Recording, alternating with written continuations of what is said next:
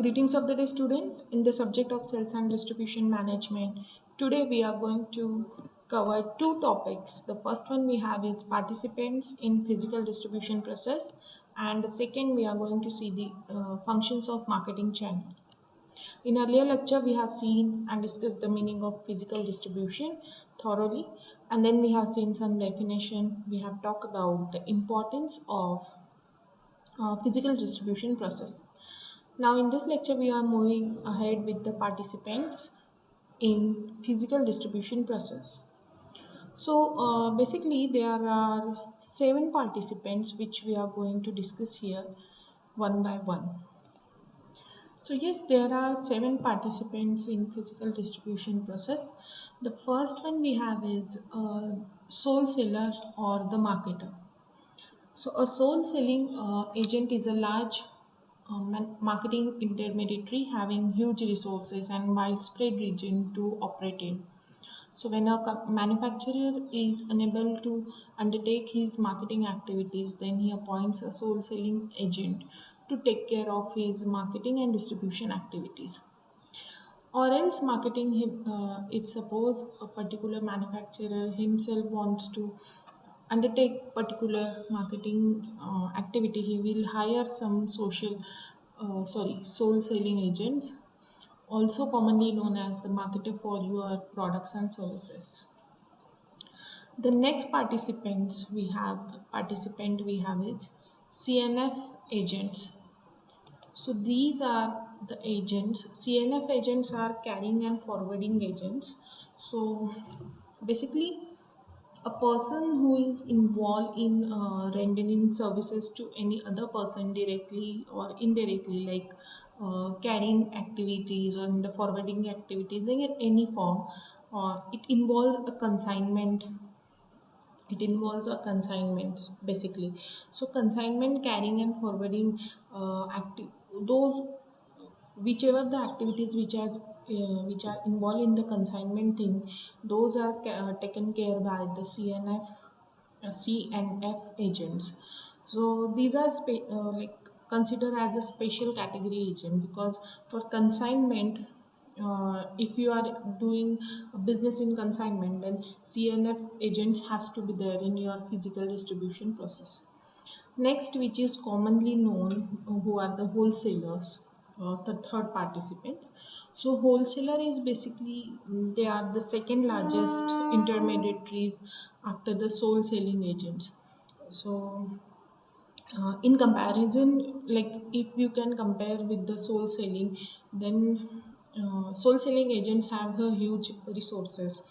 So size of the resources and territory of operation, if we compare those points, then wholesaler will be the second largest intermediary.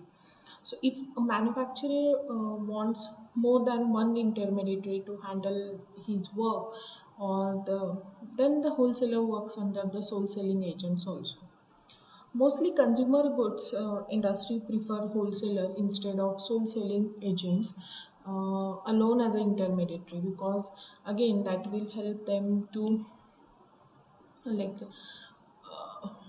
help them to narrowing their distribution channel thing, and ultimately that will help to get to know about the customer more efficiently. If suppose your channel is so complicated and complex, then the things will be more complex and the consumer are unable to reach up to you, or your products will be not at the right time when the consumer needs it in the market.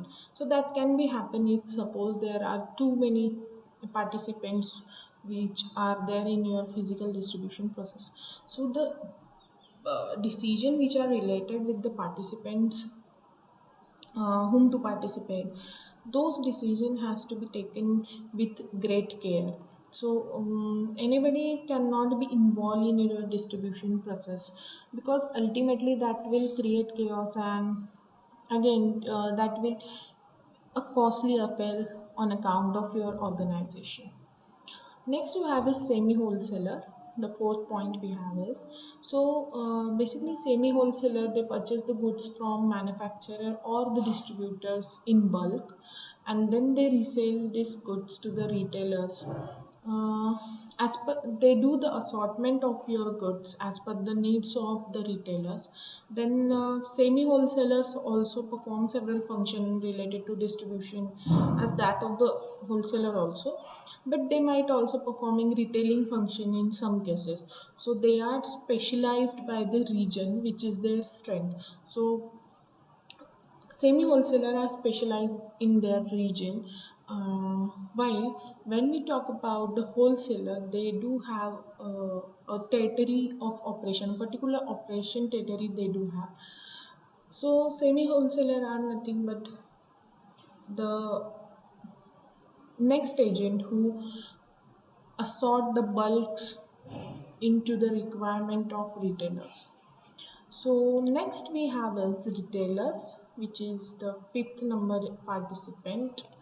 Retailers, you may have many of you have may have heard about it. So retailer basically sell their goods directly to the final consumer. So they are the lowest level of the distribution hierarchy, and they operate under the wholesaler or the distributor or the stockist or the semi wholesaler. So if a company has one tier distribution system, then the retailer will directly operate under the company. One tier distribution system is nothing but the goods will be distributed from manufacturer to the retailer directly. So if that system exists, then the retailer will directly operate under the company, but most of the time that doesn't exist because there are some huge companies which do have a wide distribution channel. So therein you have to think that there will be so many levels, like there will be distributor, then wholesaler, then we have semi wholesaler, and then retail. Okay, so the territory where they operate, the territory where the retailers operate is comparatively smaller, or they operate in a specific location. So activities like sub-distribution and stock holding are not performed by the retailer. These things like stock holding and sub-distribution, these things are taken care by the wholesalers only. So retailers keep only operational stock that can be sold immediately at the retailer store. So customer will come to the store, and you will sell them the goods in their required amount. Okay, so we do have, like retailers do have operational stock which can be sold immediately whenever the customer needs. The next participant in distribution channel physical distribution processes, value added resellers. So basically, they are the intermediaries who purchase the basic goods from the manufacturer, then they add the value or they modify the basic attributes of products, and they finally resell the goods to the end consumers. Okay, so how does that happen? So, value-added reseller is a firm where new and attractive features are added to the existing product, which transform it to a unified product or a turnkey solution. So, these are very common in the electronics industry where a software application might be combined with the hardware. So, what happens in those industries, electronic industries, there will be for taken an example of smartphone, so they will be assembled at one place, and their software will so hardware part had be taken care by the one party, and then they will send this hardware part to the another company or the value added reseller, wherein they will install the software applications in those um, phones. So that will be a value added reseller. The last one we have is merchants. So merchants are basically are those intermediary who buys and take a physical possession of the goods, and then they sell them to the customer or retailer or other intermediaries. They are just like as the wholesaler or the sole selling agent, but their operational area will be low. Next point which we are going to discuss here today is the functions of marketing channel. So all these are the functions of marketing channel or the physical distribution channels, what we can say. So marketing channel initially aim at the availability of the products and services to the prospective customer. Then intermediary or participants are the people of the organization which act as a link between the manufacturer and the customer also. So they perform the multiple function like they facilitate both to the customer and manufacturer also. So as you can see, there are various functions of marketing channel. We will see them one by one. The first one, here we are talking about the products. Okay, so the first one we have is sorting. So the middleman purchase the goods from the multiple manufacturer, and then they segregate the product which are in this similar in the quantity or the feature and the size, and basically they sort the product for customer convenience, and that is what they do, and which is very convenient for the customer. If suppose you want a one piece of particular product, then they will that one piece of particular product will be reached to you because of the marketing channel, because they sort the goods uh, into the pieces. So next, second function we have is accumulation. So accumulation is basically marketing channel ensure uh, that there will be regular supply and circulation of goods in the market. So since the middleman involved in the process are responsible for maintaining the required stock in the ample quantity, so that everywhere when the customer goes and asks for the product, that product has to be available in the store. So that thing marketing channel does via the accumulation function. Next you have is allocation. So the goods which are manufactured in the bulk quantities, whereas the customer prefer to buy a very less quantity, right?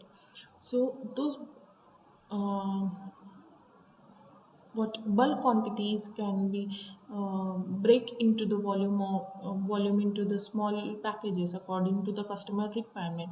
So that's what the middleman or marketing channel does. They allocate the goods in from the bulk quantity to the less quantity. Next you have is assorting. So the customer can avail a large variety of products since the middleman buys goods from the manufacturer and the suppliers, right? So they are located in different regions. So make them available to the customer at one single place is very difficult task, and that task is taken care by the marketing channels for on behalf of the customer. So that is why we are saying that they assort the products. Next we have is product promotion. So the middlemen who are involved in the marketing channel or the channel of distribution, sometimes they directly or indirectly promote the sale of particular product through a special display or some loyalty programs or the additional discount or recommending your product to the customers. So those all those things are done by the middlemen or the retailers for the customer. So they do promote your product in a good way, and that will ultimately help us to make more sales. Next point we have negotiation. So the middleman is basically a person who bargains with the manufacturer as well as the customer for product's price or the quality of the product or the after sale services or guarantee period or warranty period or the proportion of the product. So all those things is taken care by the middleman on behalf of the customer as well as the manufacturer. So negotiation is another function for marketing channel. The last function we have is there is a risk taking. So the middleman, that is the wholesaler and the retailer, they have to bear the risk related to product like expiry or the breakages of product or the spoilage of product or the damages of product.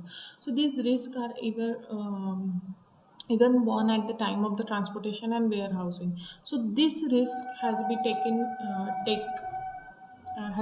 care by the wholesaler and retailer on behalf of consumer. So that's it for the functions of marketing channel. As also We have seen that sorting, then accumulation, allocation, assorting, product promotion, negotiation, and risk taking. All these are the functions of marketing channel. So, what we can conclude from this lecture is that marketing channel basically ensure the mobility of goods and services from manufacturing unit to the area of its consumption. So, without the proper distribution of merchandise, the manufacturer won't realize the desired value of his production, and that is why the study of distribution channel or the study of marketing channel is very important nowadays. Thank you for this lecture. Until next lecture, stay tuned and please subscribe to the channel of GS College of Commerce for the e-learning. Thank you.